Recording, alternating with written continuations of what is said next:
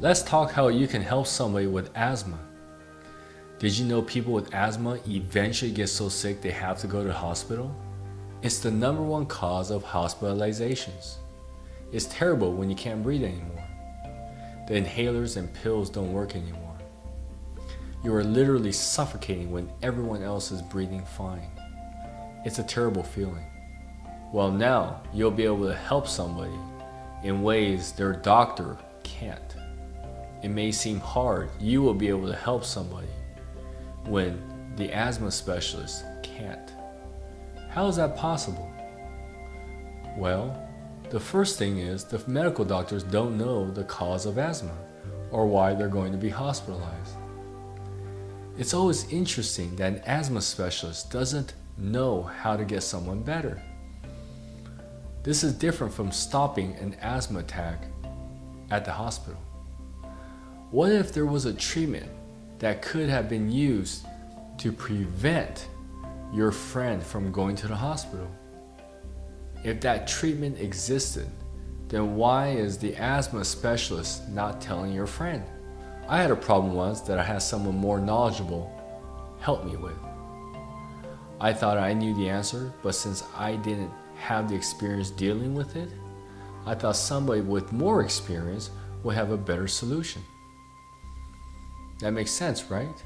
Anytime you're not sure, you ask somebody who knows more. I remember the time when my wife left to visit her mom for 3 months. I had to learn to cook. My wife always made something for me, so I didn't have to. Then when she left, I had to learn to cook for myself or buy out. I had to find where to buy meats, vegetables, and seasonings. I found recipes to follow. Some days I was successful and I was really proud of myself. Other times I was not so successful and had to throw out the food. I wondered how a chef can cook food every day, the same delicious meals, one customer at a time. It's mind-boggling to me. Here's an example of somebody who knows what to do with food and make it taste good consistently. I'm still working on making my dishes taste good all the time. Another time I had a car problem and I thought it was mechanical. The only thing I know about cars is it needs wheels and fuel.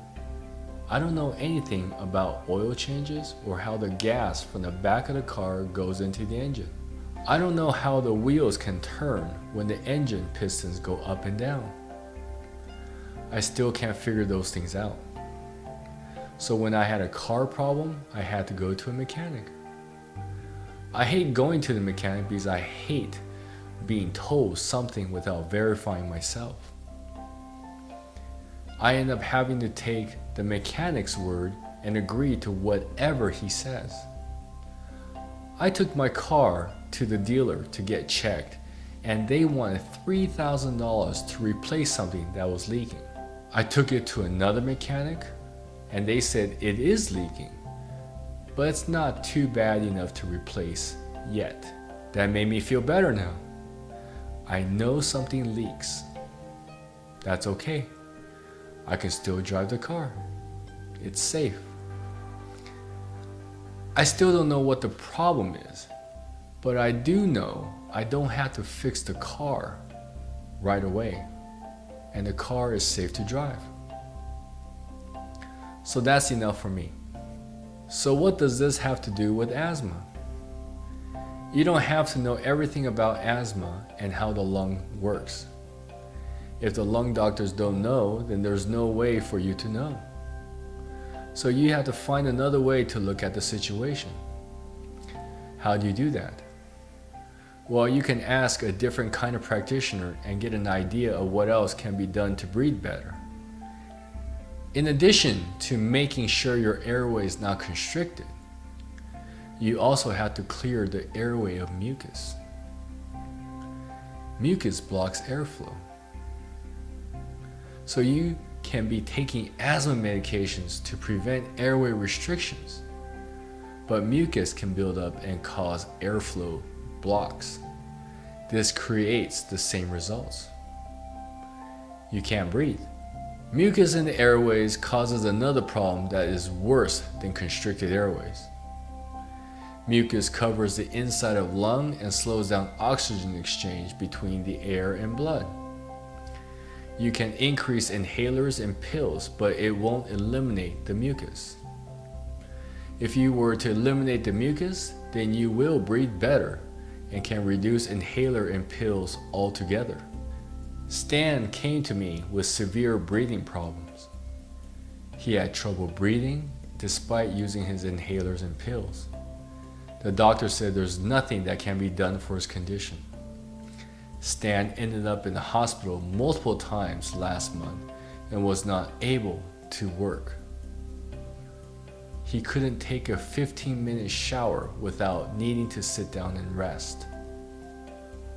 He finished his shower and had to sit down and wait for his body to oxygenate, as if he ran a marathon.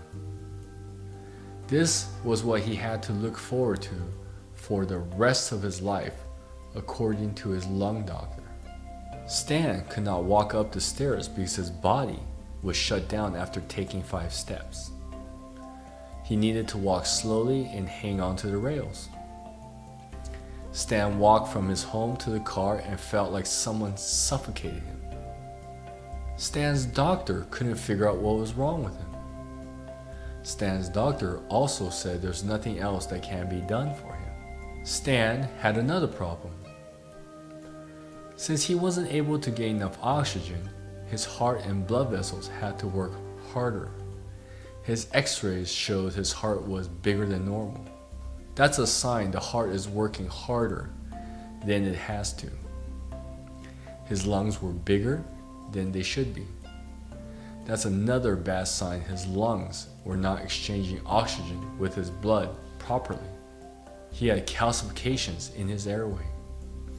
These are signs his body has compensated for not getting enough oxygen. An enlarged heart means his heart has to beat faster and harder to move blood. This means there's not enough oxygen in the blood.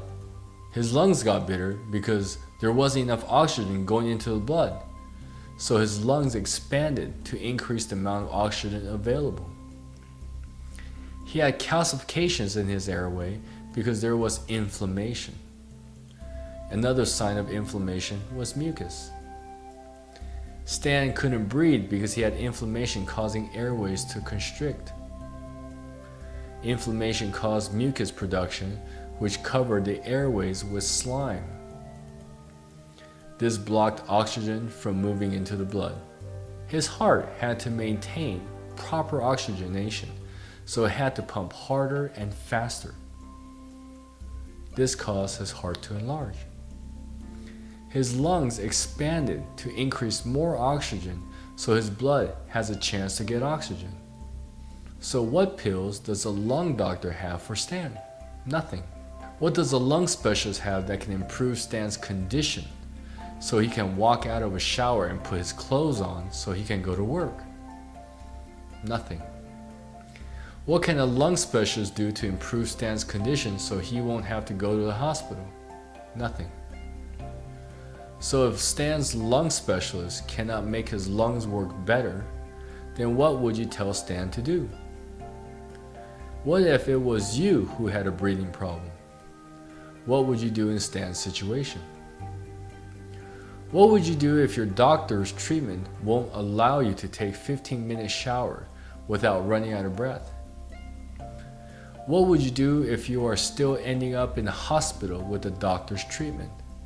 What would you tell your friend if they were not getting better under their doctor's treatment? Wouldn't you want to tell your friend a better option? You'll be saving their life. So what happened to Stan? Stan came to me to find out what else can be done. There was a lot more that can be done to improve Stan's condition to be closer to normal. The first phase was to increase circulation to detoxify the mucus in the lungs. That took 10 treatments. Stan felt he had energy to maintain normal activity. He couldn't walk up and down the stairs yet. Stan did take a 15-minute shower without gasping for air. That was an improvement. Stan can get dressed and walk to his car with no problem. That was another improvement. The second phase was to eliminate the inflammation that caused bronchial constriction and mucus. That took 12 treatments to complete. This caused more mucus to come out of his system. Stan was concerned, but he continued. Eventually, all the inflammation was detoxified, and Stan felt better. Stan knows he needed less inhaler and pills after he completed this phase of the program. The last phase was to heal Stan's lungs to breathe better, with less inhalers and pills. Some people were able to eliminate inhalers and pills altogether on this program. Some needed to continue with inhalers and pills, but needed much less. The biggest improvement with Stan was increased energy and no worry of severe asthma attacks requiring hospitalizations. Stan is able to continue all his activities. Your friend can also benefit from a similar program like Stan's. Your friend can experience a higher quality of life, more energy, and not be afraid asthma attacks requiring hospitalizations. This is how you can save your friend's life. You can send this video to your friend so he may know there's another way to heal his lungs.